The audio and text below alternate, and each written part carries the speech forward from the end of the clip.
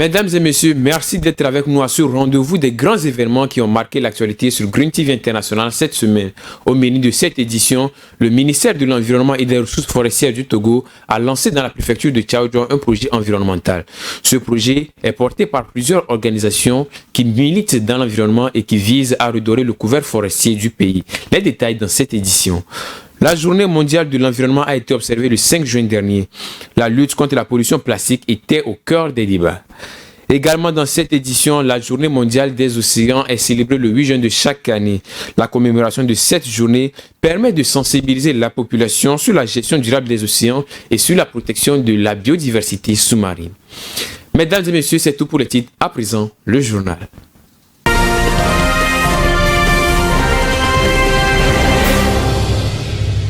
Le ministre de l'Environnement et des Ressources forestières, Katari Folibazi, a lancé le projet Restauration des paysages forestiers à Salamdé dans la commune de Tchaoudjon 1. C'est une initiative de l'ONG Éducation Développement en collaboration avec les coopératives de femmes transformatrices des noix de cajou, Néré et Carité et celle des jeunes porteurs de Salamdé. Les précisions avec Alexandra Adekambi. Le projet Restauration des paysages forestiers à Salimdé a pour objectif de contribuer à l'amélioration des conditions d'existence des jeunes et femmes à travers le développement agricole et la restauration des paysages forestiers pour une meilleure adaptation au changement climatique. Il est financé à hauteur de 19 950 000 francs CFA par le programme de microfinancement du Fonds pour l'environnement mondial PME-FEM, un résultat de la coopération entre le Togo et le programme des Nations Unies pour le développement PNUD. Le projet va durer 24 mois et d'autres activités comme le renforcement des capacités d'une trentaine de jeunes et de femmes agricoles sur l'agroforesterie pour résoudre le problème d'utilisation des engrais chimiques qui affectent la santé humaine. Le ministre de l'Environnement et des Ressources forestières, Katari Folibazi, a félicité et encouragé les initiateurs du projet qui participent aux efforts du chef de l'État et du gouvernement dans la lutte contre les changements climatiques et la pauvreté. Il a prodigué des conseils aux promoteurs et à la population pour sa réussite. Le chef projet Lawani Aminou a invité la population à s'approprier cette initiative et à s'impliquer dans son exécution pour l'atteinte des objectifs. La journée mondiale de l'environnement a été célébrée le 5 juin dernier. Cette année, le thème choisi est axé sur la solution à la pollution dans une vaste campagne dénommée Combattre la pollution plastique. Les détails avec Irène Papadina. Le monde est inondé de plastique. Plus de 400 millions de tonnes de plastique sont produites chaque année, dont la moitié n'a vocation à être utilisée qu'une seule fois. Sur ce total, moins de 10% sont recyclés. On estime que 19 à 23 millions de tonnes finissent dans les lacs, les rivières et les mers. Aujourd'hui, le plastique encombre nos décharges, s'infiltre dans les océans et se transforme en fumée toxique, ce qui fait l'une des menaces les plus graves pour la planète. Ce que l'on sait le moins, c'est que les microplastiques se retrouvent dans les aliments que nous mangeons, l'eau que nous buvons et même l'air que nous respirons. De nombreux produits en plastique contiennent des additifs dangereux qui peuvent constituer une menace pour notre santé. La bonne nouvelle est que nous disposons de la science et de solutions pour nous attaquer aux problèmes et beaucoup de mesures sont déjà en œuvre. Ce dont nous avons le plus besoin maintenant, c'est d'une forte pression publique et politique pour que les gouvernements, les entreprises et les parties prenantes s'intensifient et accélèrent leurs actions afin de résoudre cette crise. C'est pourquoi il est important que cette journée mondiale de l'environnement mobilise des actions aux quatre coins du monde.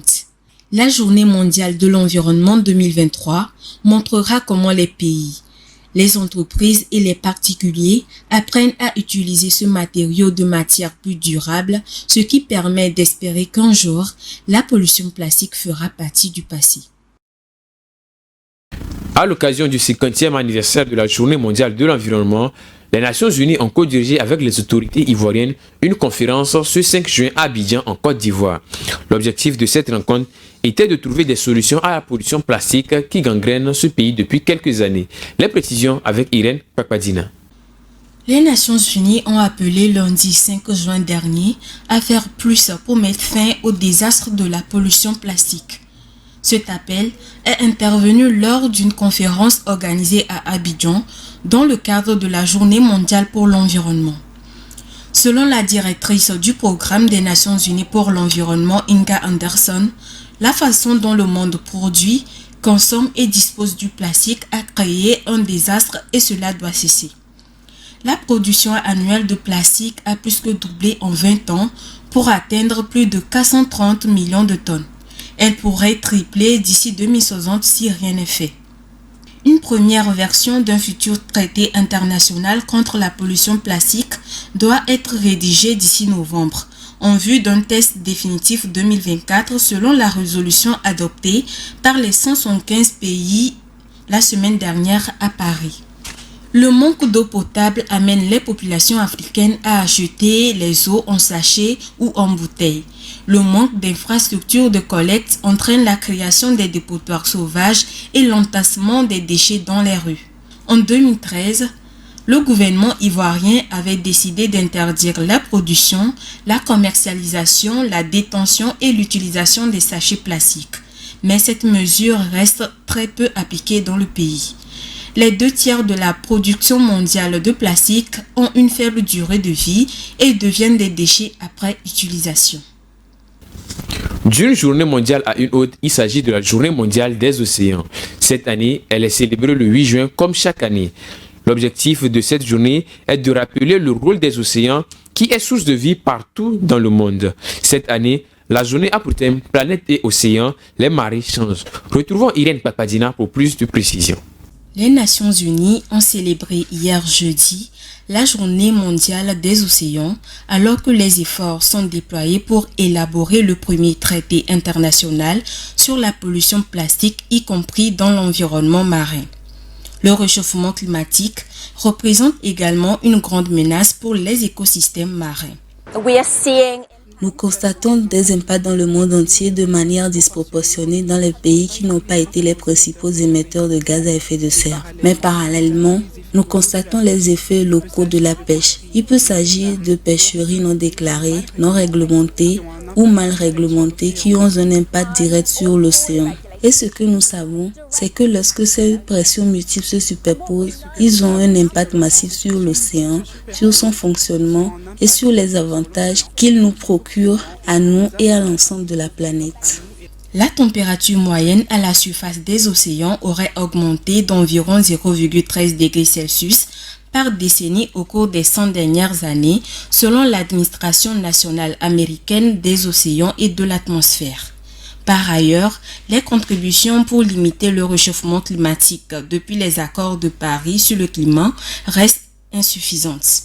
La Journée mondiale des océans devrait être l'occasion pour les nations de travailler ensemble pour apporter des solutions viables aux échelles nationales et internationales pour pallier les dégâts de la crise climatique.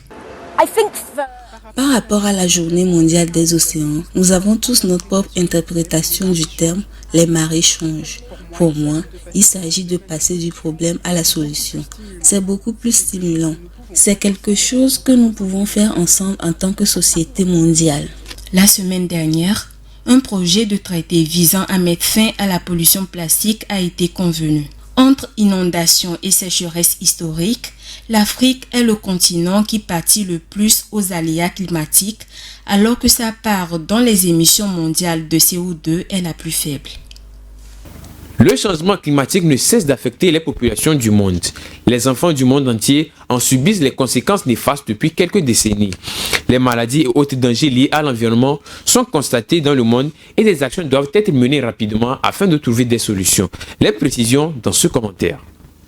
Le changement climatique menace directement la capacité d'un enfant à survivre, grandir et s'épanouir. Les phénomènes météorologiques extrêmes comme les cyclones, les vagues de chaleur dont la fréquence et l'intensité augmentent, menacent la vie des enfants et détruisent les infrastructures essentielles à leur bien-être. Les inondations endommagent les systèmes d'approvisionnement en eau et d'assainissement, ce qui propage des maladies comme le choléra, auxquelles les enfants sont particulièrement vulnérables. Les sécheresses et l'évolution des précipitations à l'échelle mondiale sont à l'origine de récoltes catastrophiques et de l'augmentation des prix des denrées alimentaires qui provoquent une insécurité alimentaire. Les enfants sont les plus vulnérables face aux maladies dont la fréquence va augmenter à cause du changement climatique, comme le paludisme. Près de 90% des cas de maladies imputables au changement climatique frappent des enfants de moins de 5 ans. La pollution atmosphérique est provoquée par les mêmes facteurs que le changement climatique. Environ 2 milliards d'enfants vivent dans des zones où les niveaux de pollution atmosphérique dépassent la norme fixée par l'Organisation mondiale de la santé, OMS, ce qui les oblige à respirer de l'air toxique et met en danger leur santé et le développement de leur cerveau. Chaque année, plus d'un demi-million d'enfants de moins de 5 ans meurent de maladies liées à la pollution atmosphérique. Le cerveau et les poumons en cours de développement d'un plus grand nombre encore subiront les séquelles durables. La pneumonie demeure la principale cause infectieuse de mortalité parmi les enfants de moins de 5 ans. Les décès d'enfants dus à la pneumonie sont fortement liés à la dénutrition, au manque d'eau salubre et d'assainissement, la pollution de l'air intérieur et à un accès insuffisant aux soins de santé, autant de problèmes qui sont causés par le changement climatique. Pour les enfants qui sont déjà défavorisés, l'enjeu est encore plus important. En effet, les familles pauvres ont plus de mal à faire face aux perturbations. Les plus vulnérables perdent déjà leur foyer, leur santé et leur éducation. Et à mesure que les changements climatiques engendrent de plus en plus de situations de crise, il est plus difficile de s'en relever. Aujourd'hui déjà, environ 785 millions de personnes n'ont pas accès à des services de base en matière d'approvisionnement en eau et d'après les prévisions, d'ici à 2040, près de 600 millions d'enfants vivront dans les zones où la demande d'eau dépassera la quantité disponible. Si des actions ne sont pas menées maintenant, le changement climatique provoquera plus d'inégalités que les enfants subissent déjà. Les preuves des effets du changement climatique et de la pollution atmosphérique sur les enfants sont bien établies et de plus en plus nombreuses. D'après les derniers travaux de recherche du groupe d'experts intergouvernemental sur l'évolution du climat GIEC, il reste moins de 11 années pour opérer des changements nécessaires qui permettront d'éviter les pires effets du changement climatique. Le niveau de dioxyde de carbone présent dans l'atmosphère doit être réduit à 45% d'ici 2030 pour prévenir une hausse de 1,5 degré Celsius de la température mondiale. Pour protéger les enfants du monde et réaliser leurs droits, il est impératif de prendre en compte les changements climatiques et d'en atténuer l'impact. Pour s'acquitter de son mandat de protéger les enfants les plus vulnérables du monde, l'UNICEF doit impérativement relever le défi de la durabilité environnementale.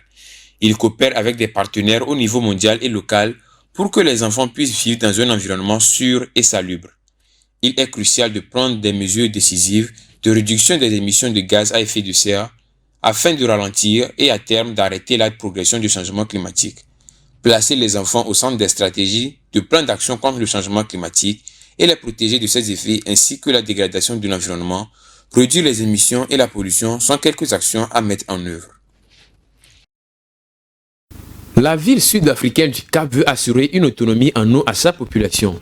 Ainsi, la municipalité de cette ville a décidé de mettre en place un nouveau programme d'eau pour retraiter les eaux usées afin de les remettre à la disposition de la population. Les détails dans ce commentaire. La ville sud-africaine du Cap a adopté un plan ambitieux pour assurer son approvisionnement en eau potable. Cette initiative est prise dans le but de freiner les conséquences du changement climatique sur la ville. Il s'agit de mettre en place un dispositif de retraitement et de dessalement des eaux. En effet, la ville du Cap a subi une forte sécheresse pendant 3 ans. Cette situation a amené les autorités à prendre des dispositions. Ainsi, la municipalité a décidé de réduire la consommation en eau de 50% sans aucune coupure, une première dans le monde. D'ici 2024, la municipalité du Cap prévoit injecter plusieurs millions de dollars dans le nouveau programme d'eau. Pour une gestion durable de l'eau, il est également prévu la réinsertion des eaux polluées dans les nappes phréatiques, ce qui permettra un filtrage naturel. À terme, 300 000 m3 d'eau supplémentaires seront produites chaque jour jusqu'en 2030. Après la grande sécheresse qui a frappé cette ville, il est également prévu la réhabilitation de 850 bassins d'eau pour recueillir les eaux pluviales. Toutes ces actions permettront à la fin d'assurer un besoin en eau potable à près de 4 millions d'habitants. Une étude nord-américaine réalisée par Procter Evolution et Wakefield Research montre que la majorité des Américains ignorent que la plupart de leurs vêtements contiennent des matières en pétrole brut. Ces vêtements utilisés et jetés ont des conséquences graves sur l'environnement. Les précisions dans ce commentaire signé Alexandra Adekambi. Le consommateur lambda en est peu informé ou bien le sait puis l'oublie quand il s'agit de faire un choix pour s'habiller. La majorité des Américains ignorent que les vêtements contiennent beaucoup de matières plastiques. Pourtant, selon les chiffres donnés par le Programme des Nations Unies pour l'environnement en 2019, plus de 60% des matériaux utilisés pour la fabrication des vêtements sont des matières plastiques, à commencer par le polyester et le nylon. Selon l'ADEME, le polyester, matière synthétique dérivée du pétrole, est la plus produite dans le monde. Quand on pense aux continents de plastique qui flottent dans l'océan, on doit se souvenir que les matières synthétiques comme le polyester libèrent des microparticules de plastique à chaque lavage qui finissent par milliers de tonnes dans ces mêmes océans. Fabriquer des vêtements ou accessoires en polyester à partir du polyester recyclé, ce qui se fait mais en très petite quantité. Pas à long terme, pensent les défenseurs de l'environnement, car au départ, il y a encore production de plastique. De nombreux cas de pêche illicite ont été constatés ces dernières années au Cameroun. Dans ce ordre d'idées, la Commission européenne a interdit les fruits de mer en provenance de ce pays de l'Afrique centrale. Retrouvons Irène Papadina pour les détails. La Commission européenne a interdit les importations de fruits de mer pêchés dans les eaux camerounaises, qualifiant le Cameroun de non cohérent dans la lutte contre la pêche illicite, non déclarée et non réglementée. Le Cameroun est l'un des 4 pays du tiers-monde qui figurent actuellement sur la liste des cartons rouges de la Commission. L'année dernière, l'agence Associated Press a mené une enquête sur 14 navires immatriculés au Cameroun qui avaient été accusés de pêche illégale. Cette agence a découvert que ces navires étaient gérés par des sociétés basées dans des États membres de l'UE. La Commission européenne a déclaré que la pêche illégale, non réglementée et non déclarée est l'une des menaces les plus graves pour l'exploitation durable des ressources aquatiques vivantes. Par conséquent, elle est interdite. Selon les estimations de la Commission, 26 tonnes de poissons sont pêchées illégalement, ce qui représente environ 15% des prises totales dans le monde, soit 10 à 20 milliards d'euros chaque année. La pêche illégale entraîne la destruction des écosystèmes, la surexploitation. La pêche illégale entraîne la destruction des écosystèmes, la surexploitation et ce déséquilibre entraîne une perte d'emploi et de ressources financières. Il est donc nécessaire de mettre fin à ces pratiques. En Grèce, les îles qui attirent des millions de touristes chaque année sont menacées à cause de la pollution invisible. Cette pollution est causée par des filets de pêche qui ramassent des tonnes de déchets chaque année. Une association de protection de l'environnement a engagé des plongeurs afin de faire remonter ces déchets. Les précisions avec nos confrères de France Info. Santorin, au cœur de la mer Égée. Le joyau des îles grecques attire chaque année des touristes du monde entier. Mais il est aujourd'hui gangréné par une pollution invisible.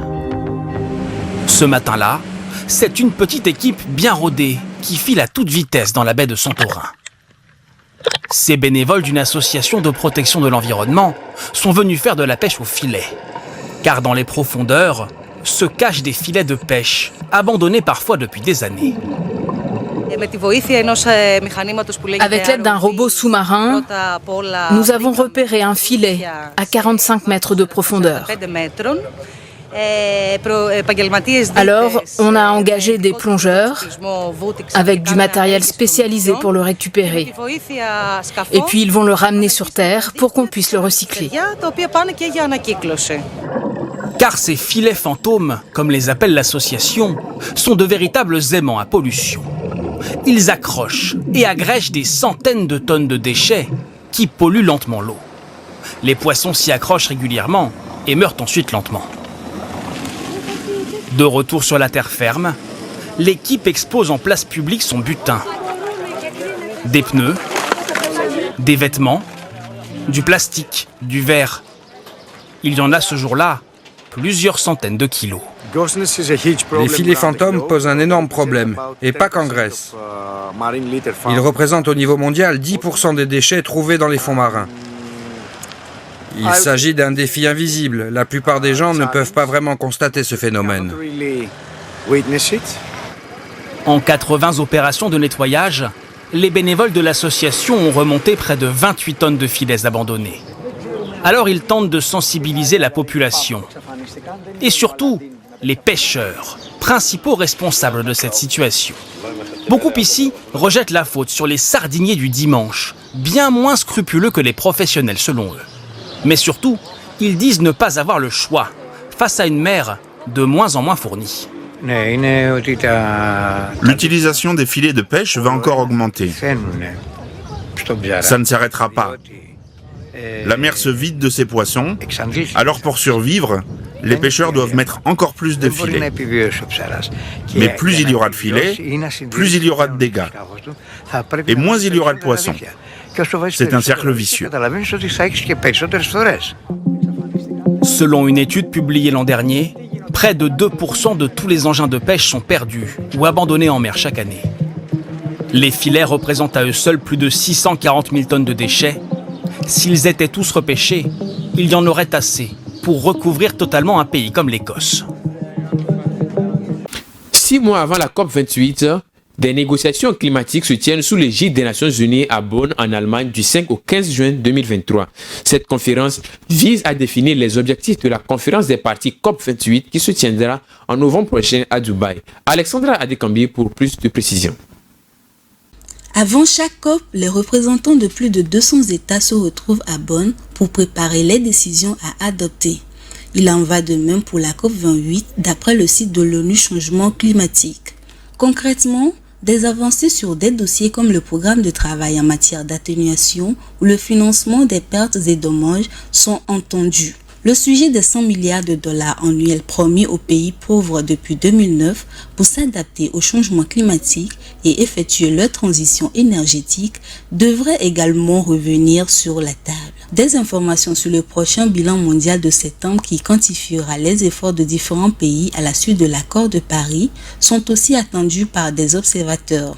L'accord de Paris ambitionne de maintenir la hausse de la température moyenne mondiale bien en dessous de 2 degrés par rapport au niveau pré-industriel et de poursuivre les efforts pour limiter l'augmentation de la température à 1,5 degré Celsius, ce qui paraît de plus en plus difficile. Les déclarations du président émirati de la prochaine COP, Sultan Al-Jaber, seront particulièrement scrutées alors que des experts, élus et ONG s'inquiètent de son indépendance vis-à-vis des énergies fossiles. C'est la fin de cette édition. Merci de nous avoir suivis. Bonne suite de nos programmes.